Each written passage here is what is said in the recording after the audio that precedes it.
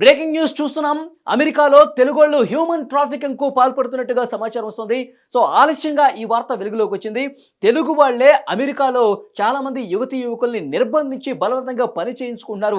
తమ షెల్ కంపెనీల్లో అక్రమంగా పని చేయించుకుంటున్నారన్న వార్త ఇప్పుడు సంచలనంగా మారింది.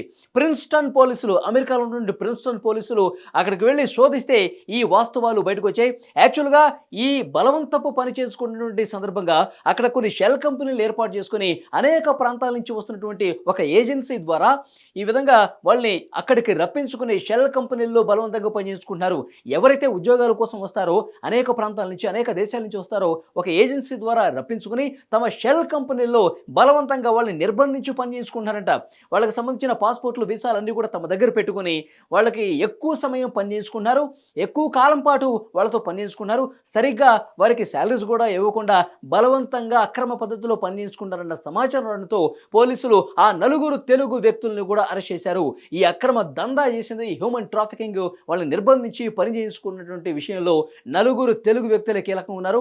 వీళ్ళే అక్కడ వీసాలు, పాస్పోర్ట్లన్నీ కూడా తమ దగ్గర పెట్టేసుకుని ఆ ఏజెన్సీ ద్వారా వచ్చినటువంటి నిరుద్యోగులందరినీ కూడా ఇక్కడ ఉద్యోగాలు ఉన్నాయని చెప్పి వాళ్ళని బలవంతంగా పని చేసుకున్నారు. వందలాది కంప్యూటర్లు ముందు పెట్టుకుని కొంతమంది యువతీ యువకులు ఆ కంప్యూటర్ల మాటనే పడుకున్నటువంటి దృశ్యం కూడా కనిపించిందట. ఆ నలుగురు వ్యక్తులకు సంబంధించిన వార్త ఇప్పుడు బయటకు వచ్చింది. చందన్ దాశిరెడ్డి, తర్వాత ద్వారకా గుండా, సంతోష్ కట్కూరి, అనిల్ మాలే, ఈ నలుగురు వ్యక్తులే కీలకంగా ఉన్నారు.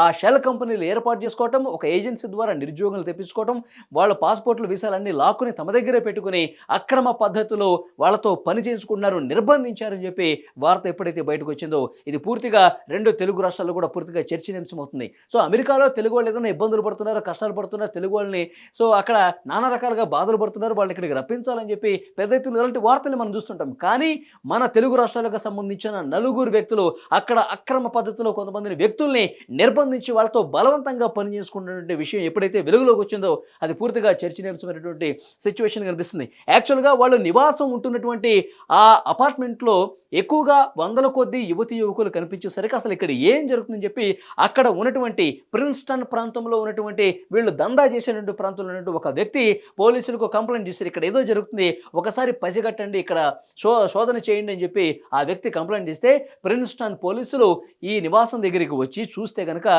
షెల్ కంపెనీలు ఏర్పాటు చేసుకున్నారు. అసలు ఏం కంపెనీలు, ఎలాంటి కంపెనీలు కూడా పోలీసులకు అర్థం కాని పరిస్థితి కనిపిస్తుంది.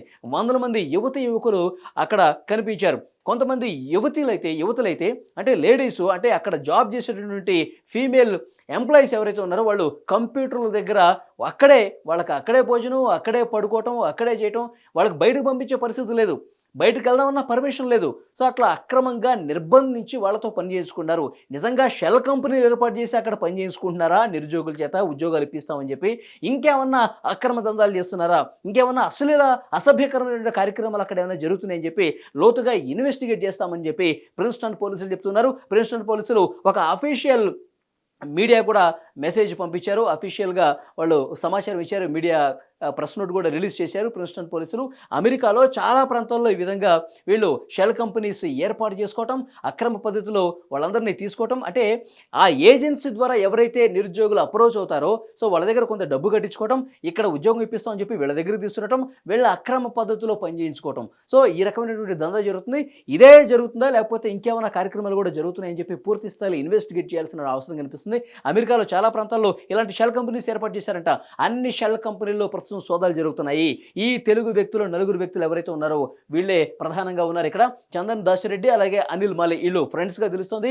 సంతోష్ కట్కూరి, ద్వారకా గుండా వీళ్ళిద్దరూ భార్యాభర్తలుగా తెలుస్తుంది. వీళ్ళిద్దరే ప్రధాన భూమిక పోషిస్తున్నారు ఈ అక్రమ దందాలో, హ్యూమన్ ట్రాఫికింగ్లో. ఇక్కడ శ్రీలంకకు సంబంధించి కావచ్చు, మలేషియా వాళ్ళు కావచ్చు, సో అమెరికాలో ఉన్న స్థానికులు కావచ్చు, ఇట్లా అన్ని ప్రాంతాల నుంచి, ఒక్క మన భారతదేశం తెలుగు రాష్ట్రాల నుంచే కాదు, అక్కడ నిర్బంధించబడి వాళ్ళు ఇబ్బందులు పడుతున్న వాళ్ళలో అనేక దేశాల వాళ్ళు కూడా ఉన్నట్టుగా తెలుస్తుంది. సో డెఫినెట్గా పోలీసులు మరింత లోతుగా ఇన్వెస్టిగేట్ చేస్తున్నట్టుగా తెలుస్తుంది.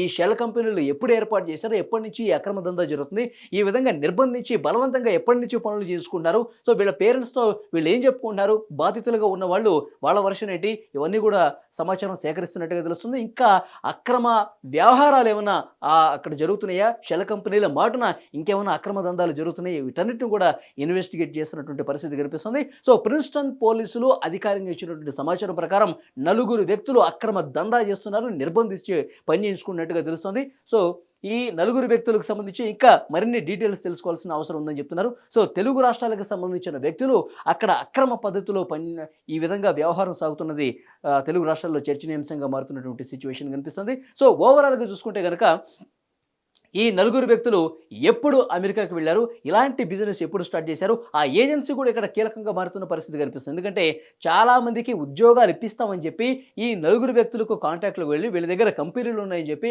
ఇక్కడ మీకు జాబ్ ఇప్పిస్తామని చెప్పారు కదా, ఆ ఏజెన్సీ ఏదైతే ఉందో వాళ్ళకి డీల్ ఎలాంటి డీల్ ఉంది, సో ఎంత వసూలు చేస్తున్నారు నిరుద్యోగుల నుంచి, ఆ వసూళ్ళు ఎవరెవరికి ఎంత కమిషన్ పోతుంది, అక్కడ నిజంగా పని జరుగుతుందా లేదా, ఏదైనా కంపెనీలు అక్కడ సక్రమంగా నడిచే వ్యవస్థ ఉందా, లేదంటే ఇట్లా అక్రమ పద్ధతులు నడవడానికి కారణం ఏం కనిపిస్తుంది, ఏం ఆశించి వీళ్ళు ఈ విధంగా చేస్తున్నారు, అక్కడ ఇదే జరుగుతుందా లేకపోతే లైంగికపరమైనటువంటి కార్యక్రమాలు, అసభ్య కార్యక్రమాలు, అసాంఘిక కార్యక్రమాలు ఇంకేమైనా జరుగుతున్నాయా? ఎందుకంటే పోలీసులు అక్కడ సోదాలు చేయడానికి వెళ్ళినప్పుడు అక్కడ కొంతమంది యువతులు కంప్యూటర్ల దగ్గరే పడుకొని ఉన్నారంట. సో ఏం జరుగుతుందో ఇక్కడ అర్థం కాని పరిస్థితి కనిపిస్తుంది. సో ఆ డీటెయిల్స్ అన్ని కూడా తీసుకున్నారు. చాలా కంప్యూటర్స్ స్వాధీనం చేసుకున్నారు ప్రిన్స్టన్ పోలీసులు, అక్కడ స్థానికంగా ఉన్నటువంటి పోలీసులు. ల్యాప్టాప్లు స్వాధీనం చేసుకున్నారు, ప్రింటర్స్ స్వాధీనం చేసుకున్నారు, మొబైల్ ఫోన్స్ స్వాధీనం చేసుకున్నారు. ఆ మొబైల్లో ఉన్నటువంటి ఆ డేటాను కూడా పూర్తిగా పరిశీలిస్తున్నట్టుగా తెలుస్తుంది. మరింత సమాచారం రాబట్టాల్సిన అవసరం కనిపిస్తుంది.